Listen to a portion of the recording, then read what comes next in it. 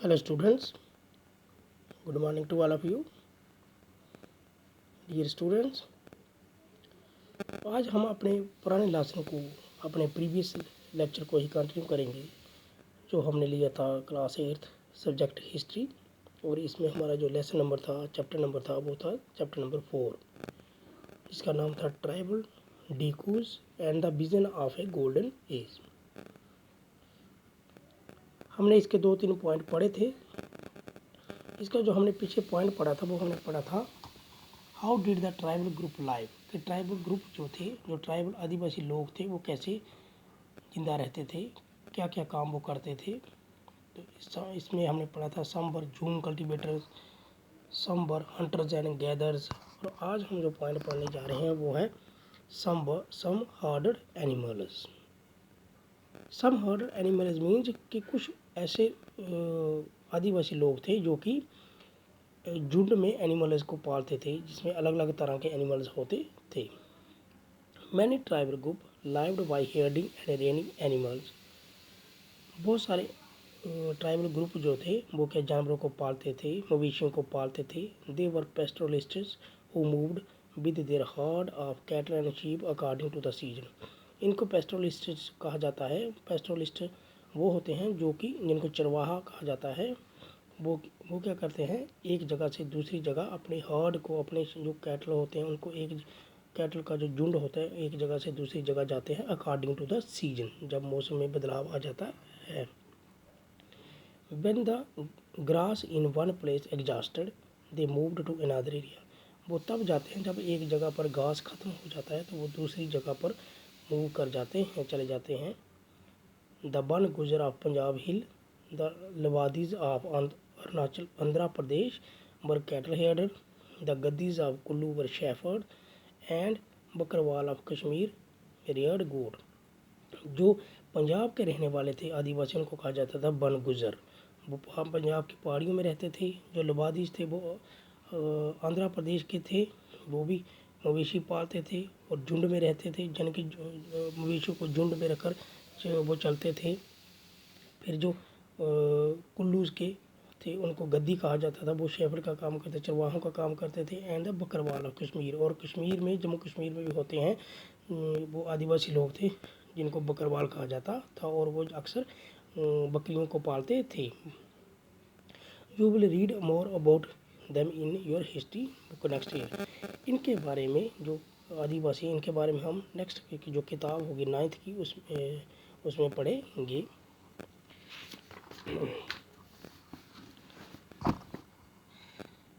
अब एक ग्रुप ऐसा था सम टुक to settled cultivation.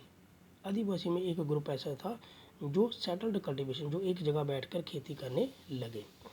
Even before the 19th century, many from within the tribal group had begun settling down and cultivating their field in one place year after year. कहता है 19th century में भी बहुत सारे जो tribal group थे उन्होंने एक जगह बसना शुरू कर दिया था और एक जगह खेती करना, ज़मीन को जोतना एक जगह शुरू कर दिया था। ईयर आफ्टर ईयर, सालों के साल, हर साल वो instead of moving from one place to one place, instead of moving from place to place, बजाय इसके वो एक जगह से दूसरी जगह जब वो जाते थे उसको उन्होंने छोड़कर एक जगह बैठकर खेती करना शुरू कर दिया।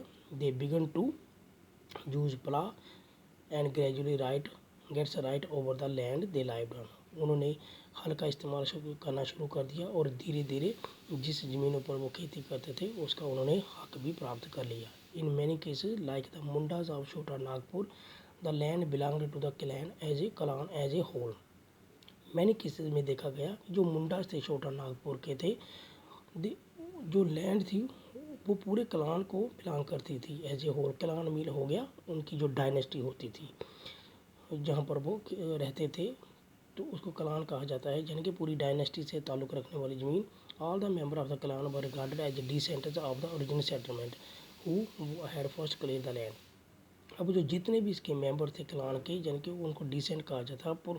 वो डिसेंट होता है वंश, उनके वंश की ज़मीन उनको माना जाता था, जो जिन्होंने पहले ज़मीन को साफ किया होता था। Therefore all of them had right on, यही एक वजह थी तो उन्होंने अपनी अपनी ज़मीनों पर अपने अपने हक बनाए थे। Very often some people within the clan acquired more power than other.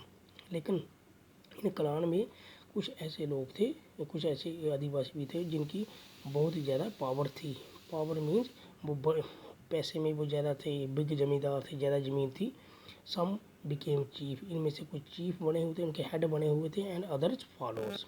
Powerful man often rented out there land instead of cultivating. अब जो पावरफुल मैन थे, जैसे ज़्यादा ज़मीन थी जिसके पास, वो क्या करते थे, या जो चीफ थे वो क्या करते थे, अपनी ज़मीन खुद नहीं कल्टिवेट करते थे बल्कि दूसरों को रेंट पर दे देते थे। British officer saw settled tribal group like the Gonds and Santhal and more civilized than hunters and gatherers। British officer ने देखा कि जो सेटल्ड लोग हैं, ये जो आदिवासी लोग, जो ट्राइबल ग्रुप जो एक जगह बैठे हैं, वो उनसे ज़्यादा सिविलाइज्ड हैं, जो कि जंगलों में घूमते हैं, जहाँ शिकार करते हैं और एक जगह से दूसरी जगह, उनसे वो क्या है, सेटल्ड हैं, जैसे कि गोंड है, Santhal. Those who lived in the forest were considered to be wild and savage। अब जो फॉरेस्ट में रहते थे, जंगलों में रहते थे, उनको वो क्या कहते थे कि वो एक जंगली की तरह है और असभ्य हैं, वो उनको सभ्य बनाना चाहते थे। How did colonial rule affect tribal life. अब जो अमेरिकी, अब जो बरतानिया की हुकूमत थी, उससे जो ट्राइबल ग्रुप के लोग थे उनकी लाइफ में कैसे, उनकी ज़िंदगी में कैसे बदलाव आया, तो पढ़ते हैं। सबसे पहले but happen to the tribal chief. जो ट्राइबलों के जो चीफ थे, बड़े जो पावरफुल मैन थे, उनके साथ क्या हुआ था ड्यूरिंग ब्रिटिश रूल के दौरान। Before the arrival of the British in many areas the tribal chief were important people. They enjoyed a certain amount of economic power and had the right to administrate and control their territories. बरतानिया की हुकूमत से पहले जो tribal chief थे, वो एक अच्छी खासी ज़िंदगी जीते थे, उनके पास बहुत सारा इकोनॉमिक पावर, पैसे की पावर भी होती थी, और वो एडमिनिस्टर भी करते थे, इंतजामिया का काम भी करते थे, अपने कबीले को चलाते थे एंड कंट्रोल थे, वो पूरे कबीले को कंट्रोल भी करते थे। अब जहाँ तक उनका एरिया होता था उसको कंट्रोल भी करते थे। In some places they had their own police and decided on the local rural land and forest management. किसी जगह कहीं कहीं ये भी देखा गया कि उनकी एक अपनी पुलिस होती थी, और वो लैंड के लोकल रूलर भी होते थे, और फॉरेस्ट का मैनेजमेंट, जंगलात में जो मैनेजमेंट प्रबंध वो भी करते थे अपने लोगों के लिए। Under British rule the function and power of the tribal chief change. लेकिन बरतानिया की हुकूमत के अंदर उनकी पावर और उनके जो फंक्शन थे वो बिल्कुल ही क्या हुए, चेंज होते गए। They were allowed to keep their land title a cluster of village and rent out land, but they lost much of the administration power, were forced to follow the made law by the British official in India. अब उनको अपनी ज़मीनों पर से क्या करना पड़ा, अपनी ज़मीन का ही उन्हें गवर्नमेंट को रेंट देना पड़ा, टैक्स देना पड़ा। दूसरा, अब वो एडमिनिस्ट्रेशन पावर नहीं खुद एडमिनिस्ट्रेशन नहीं कर सकते थे, बल्कि उनको बरतानिया के रूल एंड ऑर्डर को मानना पड़ता था। उन्होंने अपनी पूरी एडमिनिस्ट्रेशन पावर खो दी थी। दे आल्सो हैड टू पे ट्रिब्यूट। उनको बरतानिया की हुकूमत को कुछ गिफ्ट भी, तोहफे भी देने पड़ते थे। The last authority they had अर्द एंजॉयड अमंग द पीपल। उन्होंने जितनी भी वो उनकी पावर थी पहले होती थी, उसको क्या कर दिया, पूरी तरह से खो दिया था। और यहाँ तक कि वो अनएबल टू फुलफिल, वो अपने ट्रेडिशनल फंक्शन भी फुलफिल करने में असमर्थ हो गए थे।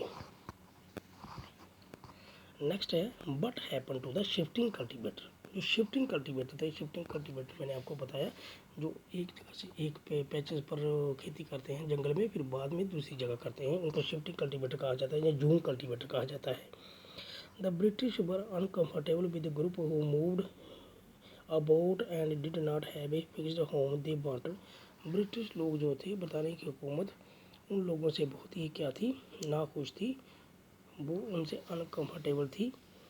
उनको अच्छा नहीं लगता था कि जो लोग एक जगह से दूसरी जगह घूमते हैं, जंगलों में एक जगह खेती करते हैं, फिर दूसरी जगह करते हैं, जैसे कि जूम कल्टीवेटर थे। दे वांटेड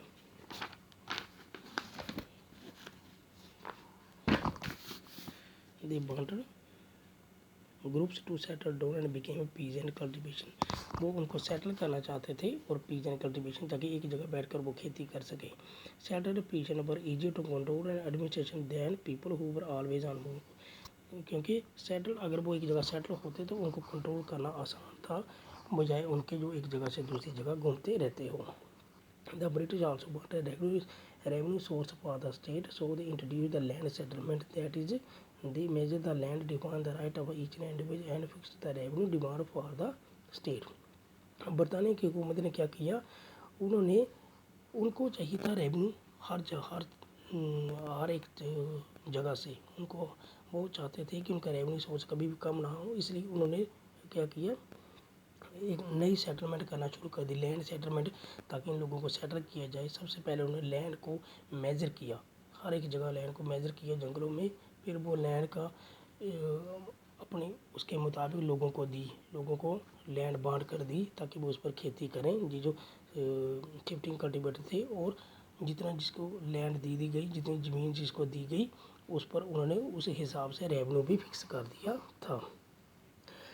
सम पीजन मत डिक्लेयर, अब उसमें से कुछ पीजन्स को उन्होंने क्या कर दिया, लैंड ओनर डिक्लेयर किया, और कुछ को टीनेट्स कर दिया। टीनेट होते हैं जो किराए पर काम करते हैं दूसरे लैंड ओनर्स के। कुछ ज़मींदार थे, कुछ ट्राइबल ग्रुप थे, उनको क्या कर दिया उन्होंने, लैंड ओनर डिक्लेयर किया, लैंड ओनर जिनकी अपनी ज़मीन हो, और कुछ टीनेट्स को डिक्लेयर किया। तो टीनेट्स को, इन लैंड ओनर्स को टैक्स देना पड़ता था। According to British rule, the British effort to settle Jhum cultivation was not very successful. Settle the poda is not easy in the area, the scars soil is dry. अब British officer का जो effort था कि इनको एक जगह settle किए गए और प्ला का इस्तेमाल किया जाए, लेकिन वो इतना सक्सेसफुल नहीं रहा, क्योंकि उन जगहों पर हल को चलाना बहुत मुश्किल था जहाँ पर लैंड स्लाइड थी, ड्राई थी, और जहाँ पर पानी की बहुत ही क्या थी, कमी थी। जूम कल्टीवेटर को प्ला ऑफर, अब जूम कल्टीवेटर अगर इस हल का इस्तेमाल करते तो उनको नुकसान ही हो रहा था। Since they field did not, और दूसरा वहाँ पर ज़मीन से इतनी ज़्यादा पैदावार नहीं हो रही थी। So the zoom cultivator north west India continue with their traditional facing wide spread protest. लेकिन जो नॉर्थ ईस्ट के जो जूम कल्टीवेटर थे, उन्होंने थोड़ा प्रोटेस्ट किया कि हाँ, हमें घाटा हो रहा है, हम ऐसे नहीं चल सकते हैं, हमारी खेती नहीं हो रही है, हमें घाटा हो रहा है। तो इस पर गवर्नमेंट ने कुछ तवज्जो दी, और उनको दोबारा कुछ हिस्सों पर दोबारा क्या शिफ्टिंग कल्टीवेटर करने का हक दे दिया। तो डियर स्टूडेंट, आज के लिए बस इतना ही। नेक्स्ट वीडियो में हम इसके आगे का पॉइंट पढ़ेंगे। तब तक के लिए धन्यवाद।